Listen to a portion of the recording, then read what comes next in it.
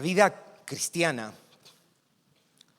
es ilustrada en la Biblia de varias maneras. Ciertamente, la vida cristiana es expresada como un llamado al sufrimiento y a la aflicción. Y esto es así porque nuestro Redentor obtuvo y compró redención a través del sufrimiento.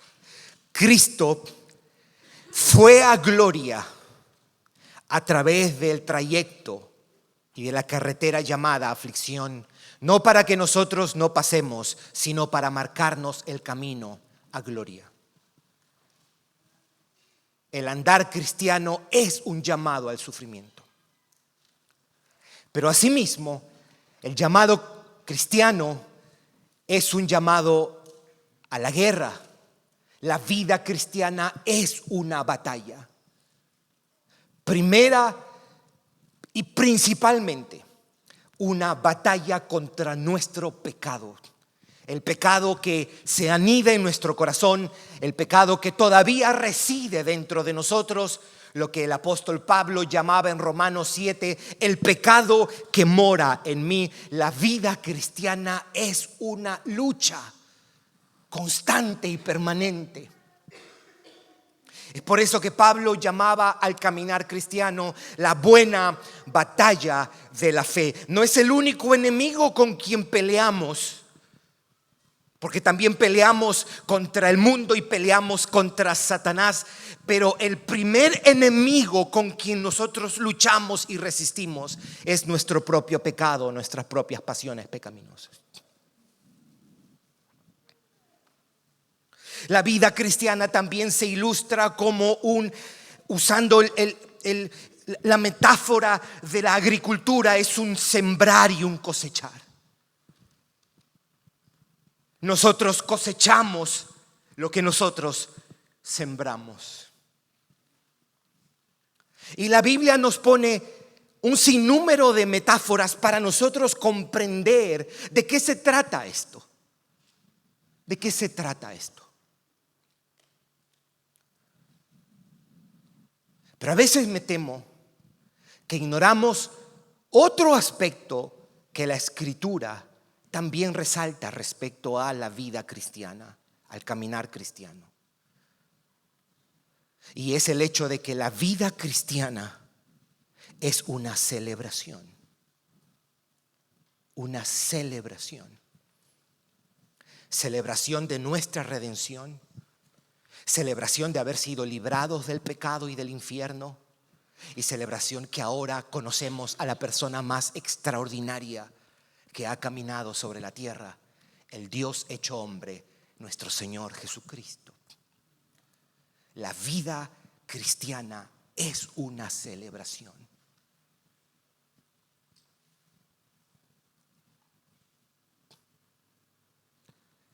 Este pasaje nos apunta y nos recuerda eso. En el capítulo 16 del libro de Deuteronomio nosotros vamos a encontrar una vez más la repetición de 3 fiestas que Israel estaba llamada a celebrar. Estamos recordando que Israel acaba de llegar, está en Cades Barnea, está a punto de entrar a la tierra prometida. 40 años han pasado de este viaje, algo que debió haberse hecho en solo días. 40 años han pasado por su incredulidad, por su desobediencia, por la idolatría. Pero Dios, fiel al pacto que ha hecho, Dios le había dicho a su pueblo: si andas bien te voy a bendecir, si andas mal te voy a castigar. Y Dios, fiel a su pacto, ha castigado a su pueblo, ha disciplinado a su pueblo, pero los trae hasta aquí. Están a punto de entrar a la tierra prometida y Moisés está repitiendo una vez más la misma ley que le había dado en Éxodo y que encontramos en Número y en el libro de Levíticos. Este mismo pasaje, estas 3 fiestas que las encontramos desde el versículo 1 hasta el 17, versículos 1 al 17, también están expresadas con diferentes énfasis en el libro de Éxodo capítulo 23, en el libro de Levíticos capítulo 23 y también en el libro de Números. Lo que nosotros vamos a hacer hoy día, vamos a enfocarnos en la primera de las fiestas. ¿Cuáles eran las tres celebraciones que el pueblo de Israel debía celebrar, valga la redundancia, observar? ¿Cuáles eran las fiestas? Habían tres, como dije. La primera era la fiesta de la Pascua y de los panes sin levadura. Esa era la primera fiesta. 7 días duraba. La segunda fiesta era la fiesta de las semanas. Es decir, 7 semanas después de esta celebración, lo que hoy día nosotros conocemos como la fiesta de Pentecostés. Eso lo vamos a mirar la semana que viene. Y después está la fiesta de los tabernáculos.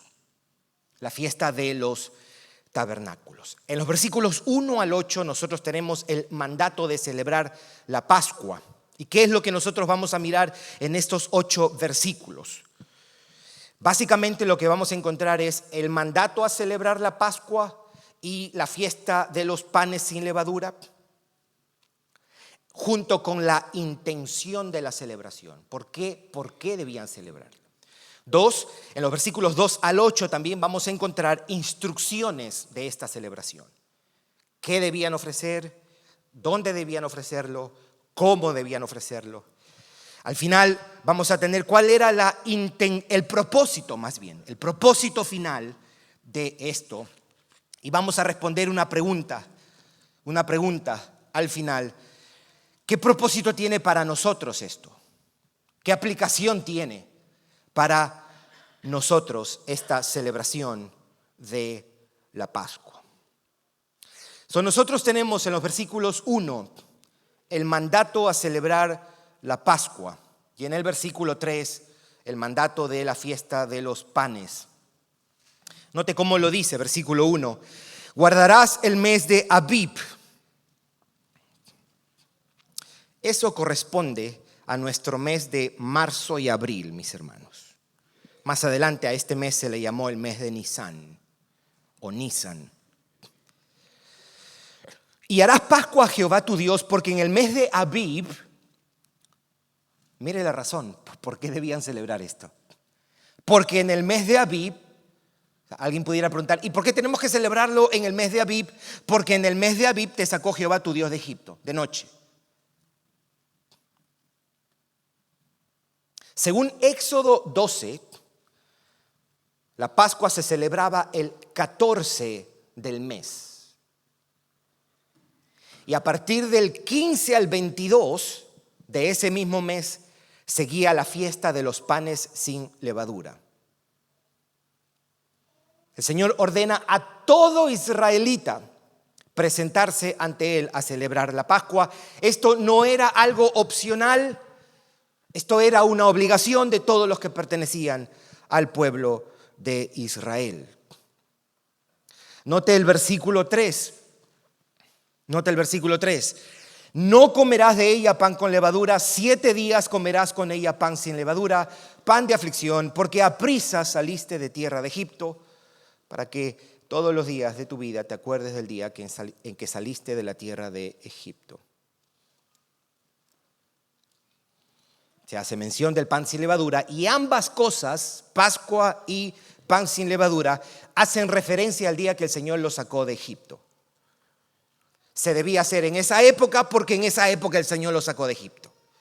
Y el pan sin levadura por lo menos tenía 2 recordatorios. Primero, recordatorio de los años de sufrimiento en Egipto. Por eso se le llama pan de aflicción. Y por la rapidez con la que tuvieron que salir de Egipto. Como ellos debían salir rápido ese día, no podían esperar que el pan sea leudado, por eso es que ellos celebran. El Señor le manda a celebrar esto. Durante una semana debían abstenerse de comer pan sin levadura. Ahí está el mandato, versículos 1, versículo 3. En los versículos 2 hasta el 8 vamos a encontrar las instrucciones. La primera instrucción es que podía celebrarse con ovejas y vacas. Versículo 2. Y sacrificarás la Pascua a Jehová tu Dios de las ovejas y de las vacas. En inglés lo dice del rebaño y de la manada, en el lugar que Jehová escogiere para que habite allí su nombre. Ahora, debo decir algo, usted recordará, esto era un cambio respecto a la primera Pascua en Éxodo 12, cuando la celebraron en Egipto. Ese día Dios mandó matar un cordero. No podía ser otro animal en esa época. Ahora puede ser un animal del rebaño o de la manada, es decir, podía ser una vaca o una oveja. En los versículos 2, 5 y 7, el Señor enfatiza dónde se debe celebrar. ¿Dónde se debe celebrar? Note el mismo versículo 2. En el lugar que Jehová Dios escogiere para que habite allí su nombre. Note el versículo 5.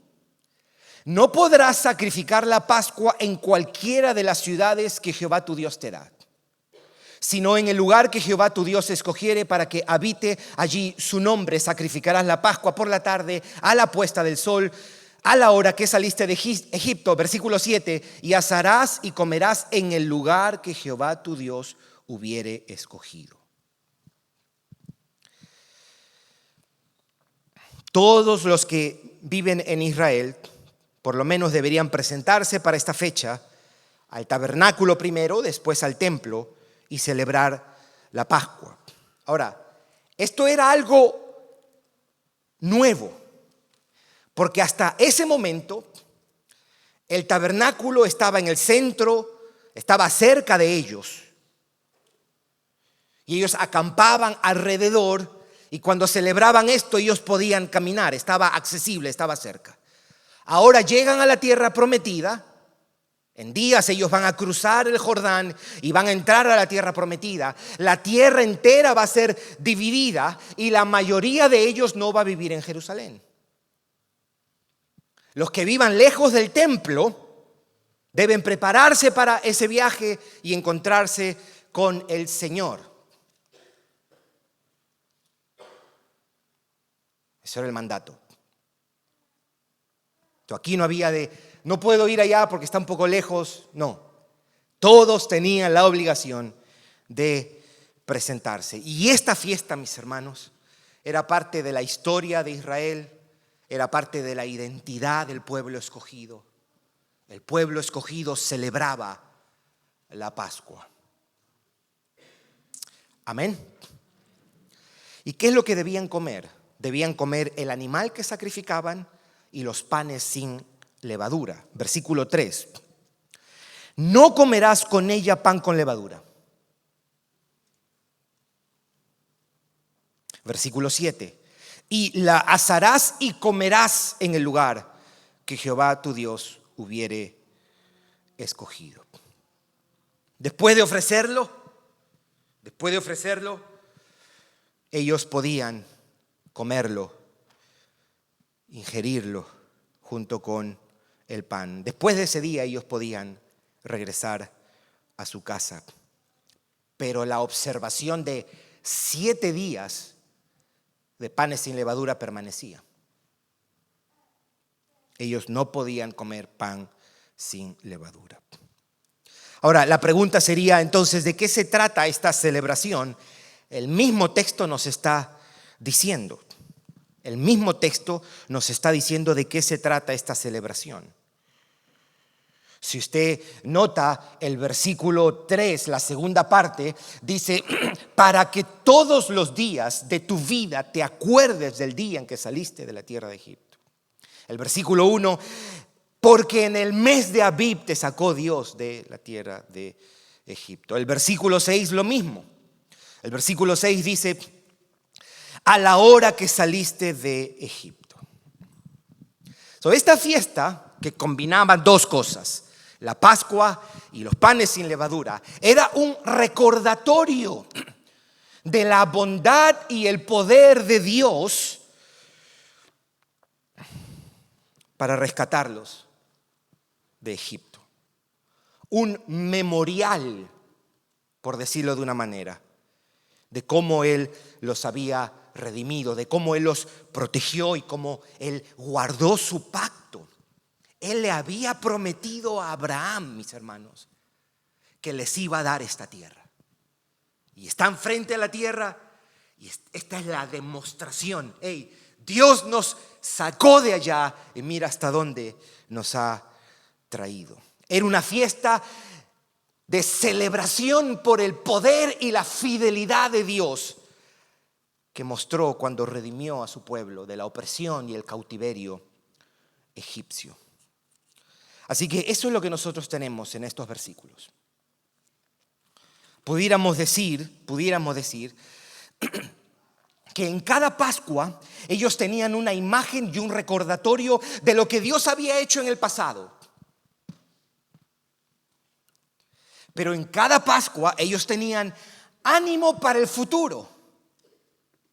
Esa celebración también debía hacerlos mirar hacia el futuro. Es una celebración que miraba al pasado, pero también miraba hacia el futuro. Cuando iban al templo, conmemoraban lo que Dios había hecho ayer y así fortalecían su confianza para el mañana. Ahora, si uno pudiera darle expresión final a esto, ¿qué se buscaba con todo esto? Antes de llegar a la gloria de Dios, porque eso es lo último, todo esto es para la gloria de Dios. Lo que se busca con esto, lo que Dios buscó al sacarlos a ellos y al darles un pueblo, es que ellos pudieran, una tierra, ellos pudieran tener compañerismo con Dios. Por eso es que ellos debían ir allá. Dios no quería, celébrenlo en su casa. No, Él quería que el pueblo se acercara. Hay un sentido en el que el compañerismo con Dios está implícito en todo esto. Dios quiere relacionarse con su pueblo. Dios quiere tener compañerismo y comunión con su iglesia, con aquellos a quienes Él ha rescatado.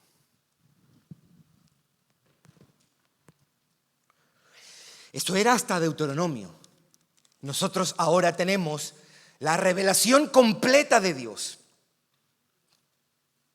Ya tenemos la Biblia para responder de manera más definitiva. ¿Qué propósito tiene esto para nosotros? ¿De qué se trata este viaje, esta fiesta, este cordero, esta Pascua, estos panes? ¿De qué se trata todo esto? Y podemos decir, mis hermanos, la Pascua fue dada como un anticipo de una mayor Pascua. En última instancia, la Pascua anticipaba algo mayor. El cordero que ellos sacrificaban y comían en el tabernáculo era símbolo de un mayor cordero y un mayor sacrificio. Un cordero que sería sacrificado para la redención de los hombres. Esta celebración dirigía la atención a una mejor y mayor celebración, a una mayor fiesta que la que los judíos celebraban. Así que es para tenerlo presente. Cuando uno lee toda la Biblia, la conclusión acerca de la Pascua judía era una fiesta para anticipar y señalar una mejor Pascua, a un mejor cordero, una mejor celebración. Pablo decía en 1 Corintios capítulo 5, versículo 7, Cristo es nuestra Pascua y Él ya fue sacrificado. De eso se trata Deuteronomio capítulo 16, Éxodo capítulo 12, Éxodo capítulo 23, Levítico capítulo 23. La Pascua se trata de eso, mis hermanos.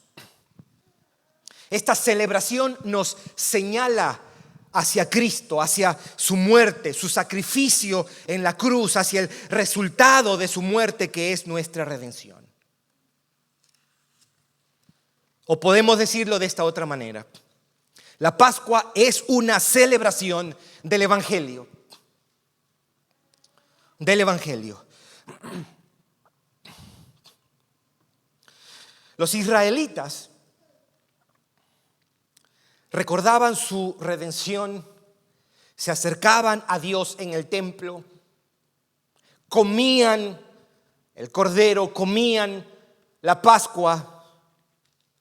Nosotros los cristianos, con la verdadera Pascua, con un mejor cordero, una mejor celebración, también recordamos, nos acercamos a nuestro Redentor, disfrutamos nuestro compañerismo con Dios a causa de Cristo, y ese mismo Cristo es nuestra Pascua. Ahora Cristo está en nosotros. Cristo vive en nosotros. Ya no vivo yo, mas vive Cristo en mí.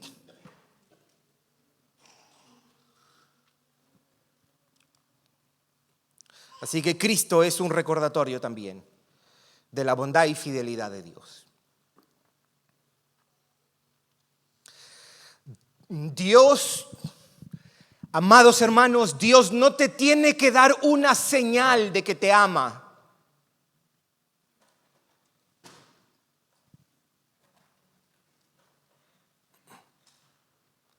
La señal ya la dio.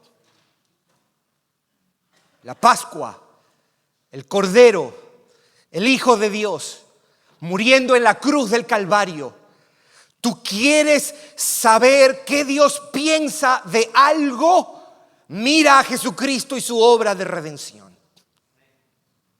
Cantábamos hace un momento: Cristo, palabra fiel de Dios. El libro de Hebreos capítulo 1 empieza diciendo: Dios, habiendo hablado de muchas maneras a nuestros padres por los profetas, ahora nos ha hablado a través del Hijo. Es decir, Jesucristo es la última y definitiva comunicación que Dios ha hecho a los hombres. ¿Quieres conocer la voluntad de Dios? Mira a la cruz del Calvario, mira al Cordero inmolado por nuestra redención. No hay nada de misterio con eso. ¿Quieres saber cómo es Dios y qué Dios piensa acerca de algo? Mira a Jesucristo y ahí encontrarás la respuesta. Dios es un Dios bueno y Dios es un Dios fiel, mis hermanos. Tenemos algo superior a lo que Israel tenía. Que ese Cordero vive en nosotros. En Él tenemos salvación de Dios. Por Él nos acercamos a Dios. En Él disfrutamos a Dios. Esto se trata de comunión y cercanía con Dios.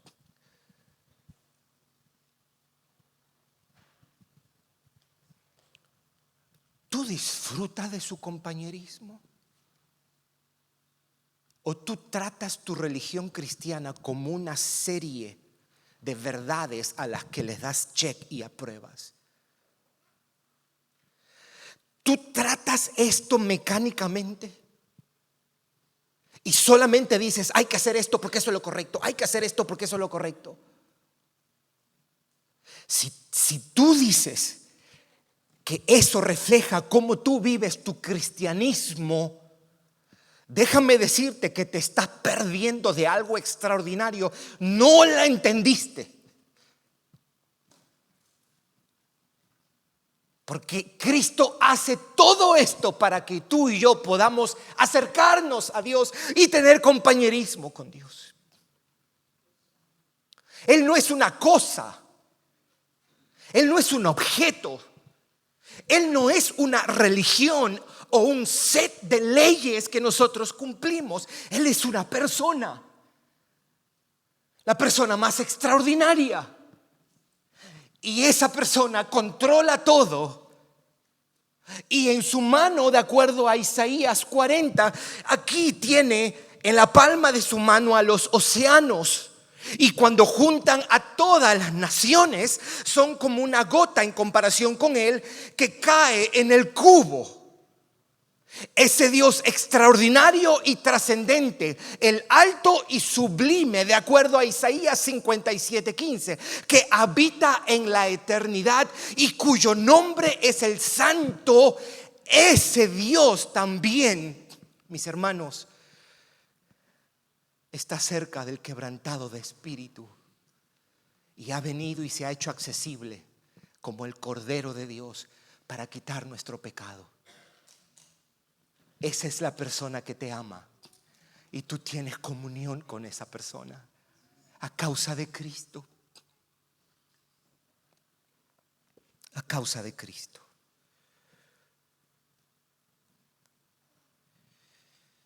A causa de ese Cordero, tú y yo podemos acercarnos. Yo quiero citarte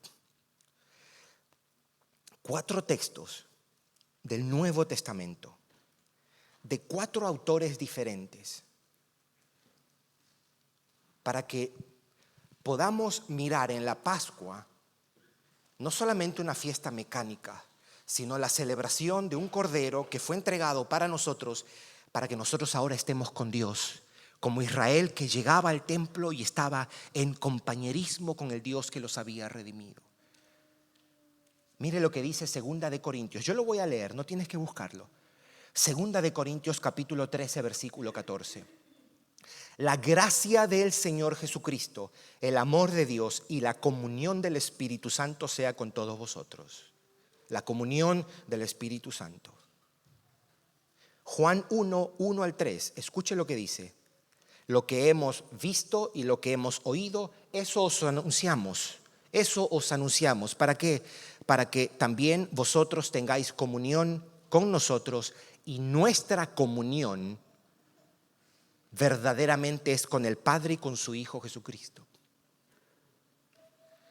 ¿Tú naciste de nuevo? Yo quiero recordarte, tu comunión verdaderamente es con el Padre y con su Hijo Jesucristo. ¿Sabe lo que pasó con nosotros? Que a esa relación, compañerismo de amor eterno, santo, de gloria mutua entre el Dios Padre y el Dios Hijo en el Espíritu de Dios, usted y yo que estábamos separados fuimos invitados y atraídos a eso, porque Cristo murió en la cruz del Calvario, fue sacrificado como un cordero para nuestra redención. No mires, por favor, tu vida cristiana solo como haber sido librado del infierno.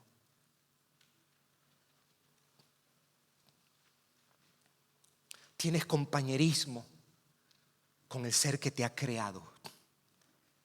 Note cómo dice 1 de Pedro capítulo 3 versículo 18. Esto me parece extraordinario. Este pasaje es bueno. Este pasaje resume, sostiene lo que te estoy comunicando ahora. Mire lo que dice. Porque también Cristo padeció una sola vez por los pecados. Cristo padeció una sola vez por los pecados. El justo por los injustos. Es decir, el justo es Él, los injustos nosotros. Y dice, para llevarnos a Dios. Es cierto que Pablo nos va a decir, hemos sido librados de la ira. Es cierto. Si usted es cristiano, usted puede decir, yo he sido librado del infierno, de la ira de Dios que va a caer para todos aquellos que rechazaron a Jesucristo. Eso es cierto, pero eso es la mitad de la historia. Eso es un aspecto de la historia. La salvación tiene que ver con el hecho de que ahora hemos sido llevados a Dios, hemos vuelto a Dios. Ahora podemos ver cara a cara al Dios que nos creó. Eso es extraordinario. Tú puedes hablar y tener compañerismo con el Dios de gloria el que creó las galaxias, el que sostiene el espacio, te ama, te desea.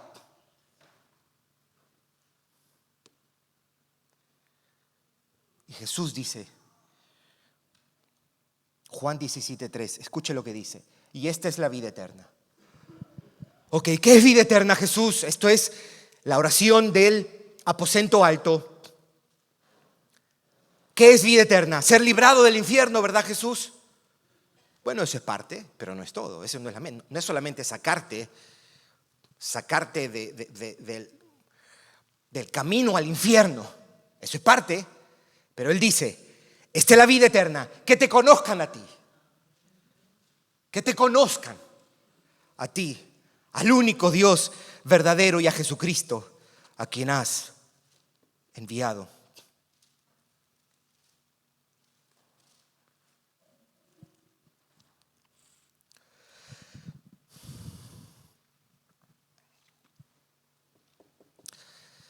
En ese memorial, mis hermanos, ellos se acercaban a Dios en el templo, llevaban ese sacrificio, permanecían allí para comerlo, para disfrutarlo.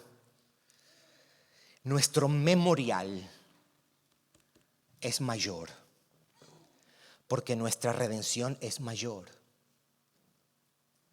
Ellos fueron redimidos de Egipto, temporal. Nosotros somos redimidos del pecado para siempre. Por eso nuestro memorial es mayor, y es mayor porque también nuestro compañerismo es mayor. ¿Por qué nuestro compañerismo con Dios es mayor? Porque nuestro mediador es mayor. Y porque ese mediador vive en nosotros.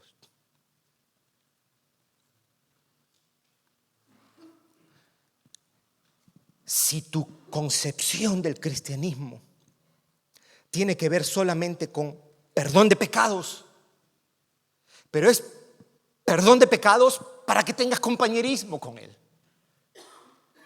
¿Para qué es la justicia? La justicia de Cristo es imputada a nosotros, es adjudicada a nosotros, es acreditada la justicia de Cristo, pero para que nosotros podamos acercarnos al Dios justo. ¿Para qué te adopta Dios?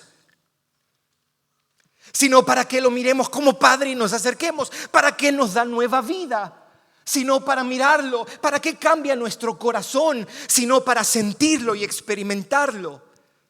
Todo apunta a volver a Dios. Eso es lo glorioso del cristianismo, que proclama el evangelio de lo que Dios ha hecho en Cristo Jesús. Proclama la vida, muerte y resurrección de Jesucristo y nos dice, ya hemos sido perdonados, ahora podemos estar en compañerismo con Dios. Tú puedes acercarte a Dios ahora. Eso es lo glorioso. Eso es lo que, en última instancia, lo que transforma nuestras vidas. Esa comunión, ese compañerismo es lo que sacia nuestros corazones. Ese compañerismo es el que nos da seguridad. Ese compañerismo es lo que nos transforma.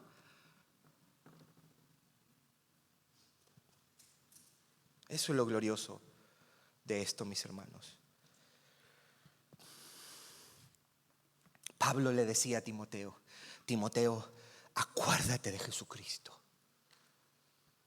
Aquí el Señor les está diciendo para que se recuerden, que quede claro que esto no es un recuerdo mental.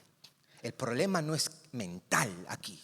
El problema no es, me olvidé que Dios me salvó. No es mental. El problema es de incredulidad. Es del corazón.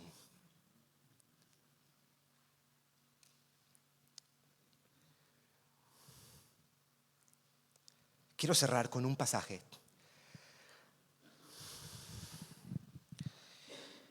Esta semana le mandaba a los líderes les compartía a ellos este pasaje. Está en Primera de Tesalonicenses, capítulo 5.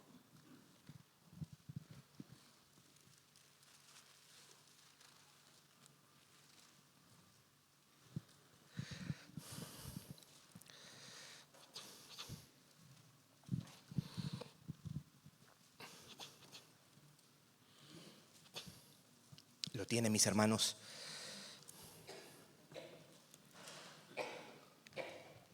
Ahora entendemos por qué se llama esto una fiesta.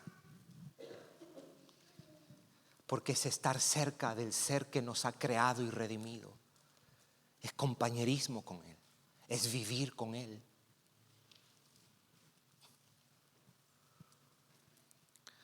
Note lo que dice. Estos dos versículos son tan extraordinarios, mis hermanos. Dice: porque no nos ha puesto Dios para ira. Ira. Esto es un libro que menciona 3-4 veces la ira de Dios y la ira que será manifestada al final para todos aquellos que no se arrepienten y no abrazan a Jesucristo. Dios no nos ha puesto para ira. Entonces, ¿para qué nos puso Pablo? Sino para alcanzar salvación. ¿Por medio de quién? Por medio de nuestro Señor Jesucristo. Ok, tenemos salvación y alguien pudiera decir: ya ves, salvación es ser librado de la ira.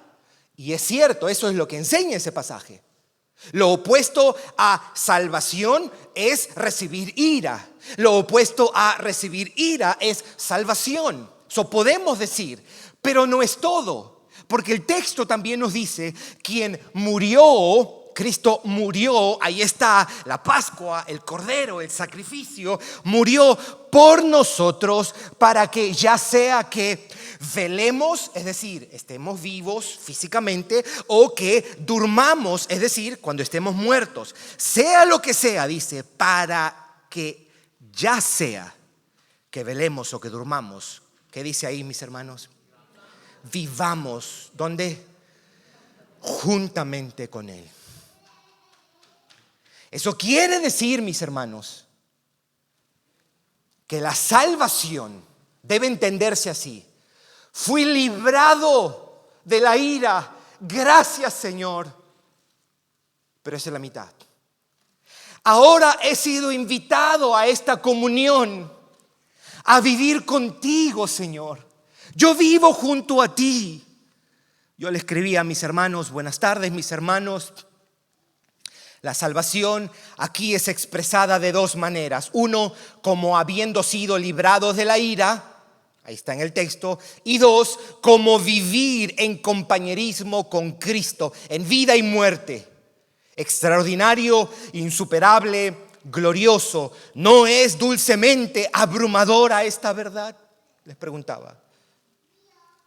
Eso quiere decir que ahora en Cristo, eso es lo que ellos hacían de acercarse 3 veces al año,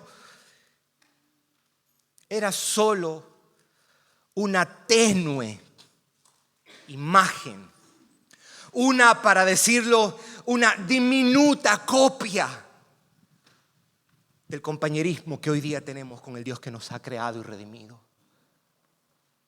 Nosotros fuimos creados para conocerle. Antes de usted decir y pensar, fui creado para vivir para la gloria de Dios. Y lo que hay en la mente de muchas personas, mis hermanos, es hacer cosas. Tengo que hacer esto, tengo que hacer esto. Este es un impulso tan legalista, tan fariseico. Hay que hacer. Usted no fue creado para hacer y ganarse el favor de Dios. Usted fue creado para conocer a Dios, para conocer su gloria. Y esa gloria está en Jesucristo.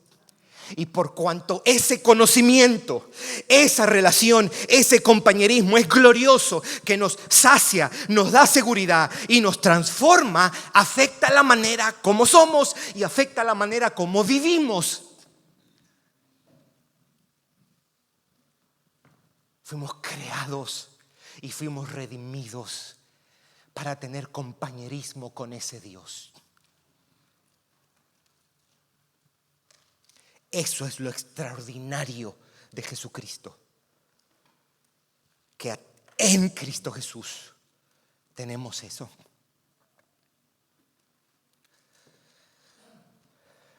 Cristo puede ser tu Pascua. Cristo puede ser tu Pascua si tú te arrepientes de tus pecados, si tú confías en Él. Tú puedes acercarte a Dios hoy por lo que Cristo es y por lo que Cristo ha hecho. Juan el Bautista decía: mira el Cordero de Dios que quita el pecado del mundo. Esto no es una religión, amigo, amiga, en el sentido de que es una serie de leyes que tú debes cumplir. Al contrario, el cristianismo anuncia que esa serie de leyes ya las cumplió nuestro Señor Jesucristo, para que tú puedas venir y acercarte a Dios y disfrutar de compañerismo con Él.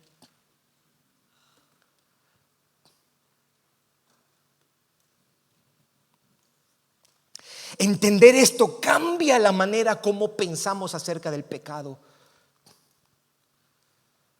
Porque el pecado ya no es, quebrantaste la ley. No, es el pecado ahora es, he ofendido a una persona. He ofendido a mi Creador, he ofendido a mi Redentor, he ofendido a mi Padre. Comprender esto cambia la manera como oramos. Porque muchas veces es tan mecánico y no hay disfrute de ese tiempo. Yo tengo que confesar con vergüenza. Yo recuerdo bien, mis hermanos, fue en octubre del año 2000. Yo estaba trabajando en un consultorio dental en Deerfield Beach. Y cuando empecé a trabajar ahí, yo trabajaba unos días con ese doctor, trabajaba en Publix y trabajaba limpiando carros. Cuando el doctor me empleó completamente, dejé los otros trabajos y él me daba 1 hora y media de lonche. Y yo recuerdo tan clarito el primer día.